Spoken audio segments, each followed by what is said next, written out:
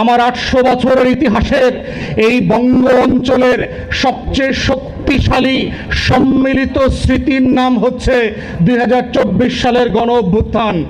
বাংলাদেশের যেই জেনারেশন এবং যেই তথ্য প্রযুক্তির বাস্তবতার কারণে গত 800 বছরে আমার লড়াইয়ের সংগ্রামের এত বড় কোনো ঘটনা ঘটে নাই যেটা 8 বছরের শিশুর কাছেও স্মৃতি হিসাবে রয়ে গেছে।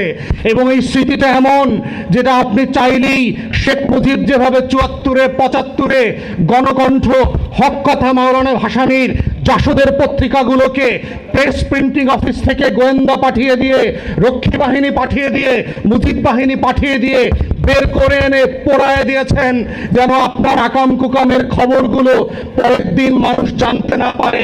আমরা সেই বাংলাদেশে বাস করি না। ঢাকা বিশ্ববিদ্যালয়ের লাইব্রেরিতে 72 থেকে 75-এর পত্রিকা পাওয়া যায় না। গত আওয়ামী ফ্যাসিবাদের আমলে তারা এগুলো এখান থেকে হাইজ্যাক করে, কিডন্যাপ করে লুকায় ফেলছে। তাদের অপকর্মের ইতিহাস যেন জানা না থাকে। 24কে লুকাইতে পারবেন না। কোন বাহিনী দিয়ে, কোন পত্রিকা অফিস থেকে ইতিহাস গায়েব করবার জায়গাতে আমরা এখন আর নাই। কারণ বাংলাদেশের কোটি কোটি মানুষ 24-এর ইতিহাস তার মেধায়, তার স্মৃতিতে, তার অন্তরে ধারণ করে পথ চলে। কত মানুষের স্মৃতি গুম করবেন? তাহলে 20 কোটি মানুষকে গুম করতে হবে। দিল্লির সাথে আলাপ করে দেখেন, দীনেশ ত্রিবেদীর সাথে পরামর্শ করেন। একই পদ্মা, একই গঙ্গা, একই জল, একই বাতাস যদি হয়, তাহলে বাংলার 20 কোটি মানুষের আকাঙ্ক্ষা এবং স্মৃতিকে বিলুপ্ত করে দিয়ে নতুন করে ডিলিট প্রোগ্রাম নেওয়া যায় কিনা, সেটার জন্য দিল্লি আর কলকাতার সাথে পরামর্শ করেন। দেখেন আপনাদের হাতে কোনো বুদ্ধি আসে কিনা। তবে আমাদের বক্তব্য খুব পরিষ্কার। 800 বছরের সবচেয়ে শক্তিশালী সম্মিলিত স্মৃতি, মোস্ট পাওয়ারফুল হিস্টোরিক্যাল এবং কালেকটিভ মেমোরিকে মুছে দেওয়ার কোনো সুযোগ বাংলাদেশে আর কোনো দিন ফিরে আসবে না।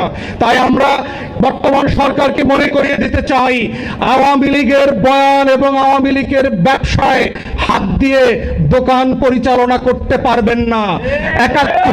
71-এর পণ্য আপনার দোকান থেকে দেশের মানুষ কিনবে না। 72-এর সংবিধান আপনার দোকান থেকে মানুষ কিনবে না।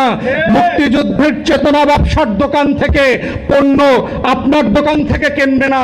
ওটা আওয়ামী লীগের দোকান থেকে কিনে ফতুর করে দেওয়া হয়েছে। ওই দোকান ঋণ খেলাপি হয়ে গেছে। ওর বন্দোবস্ত আর দোকানে ফিরে আসবে না। তাই আপনাদের একমাত্র রাজনীতি হচ্ছে বাংলাদেশের জুলাইকে ধারণ করে, গণ অভ্যুত্থানকে ধারণ করে, 1400 মানুষের আকাঙ্ক্ষাকে ধারণ করে সেই রাজনীতির পথে ফিরে আসা, যেই রাজনীতির জন্য গত 2টা বছর আমরা সবাই মিলে সম্মিলিতভাবে লড়াই করেছি। মাঠে ময়দানে বিচারের জন্য, সংস্কারের জন্য ঐকমত্য কমিশনে জাতীয় জুলাই সনদ স্বাক্ষর করা হয়েছে। সর্বশেষ গণভোটে, রেফারেন্ডামে দেশের 5 কোটি মানুষ হ্যাঁ ভোট দিয়ে সেইটাকে সিলগালা করে দিয়েছে, যেইটাকে আজকে আপনারা নাকচ করবার চেষ্টা করছেন। এবং নাকচ করবার মধ্য দিয়ে যেটা করছেন, আপনি আপনার রাজনীতিকে নাকচ করে দিচ্ছেন। বাংলাদেশের তরুণদের সাথে কথা বলেন, আপনার রাজনীতির এই অপরিপক্কতা গত 2 বছরে কোন লেভেলে পৌঁছেছে যে আপনার দল, আপনার ছাত্র সংগঠন রিক্রুট করবার জন্য ক্যাম্পাসে ছেলে মেয়ে পাচ্ছে না।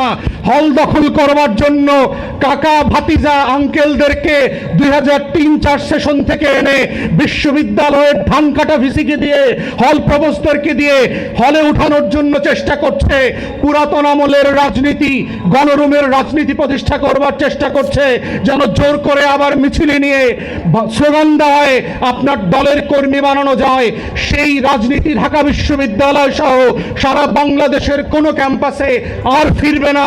তরুণরা সেই বস্তাপচা পুরাতন গণরুমের রাজনীতিকে না বলে দিয়েছে, স্লোগান নির্ভর শাসন্য রাজনীতিকে না বলে দিয়েছে।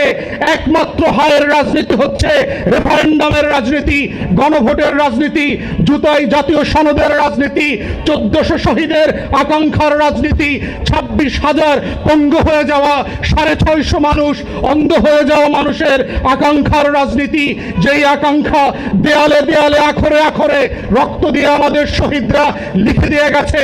যদি স্মৃতিভ্রম হয়ে থাকে আপনাদের সেই ওয়াল রাইটিং গুলো, দেয়াল লিখনগুলো নতুন করে আবার পড়া দরকার। বুকের ভেতর অনেক ঝড়, বুক পেতেছি গুলিকর, বাংলাদেশের সীমানা পেরিয়ে সারা দুনিয়ার বাঙালিকে আপ্লুত করেছে।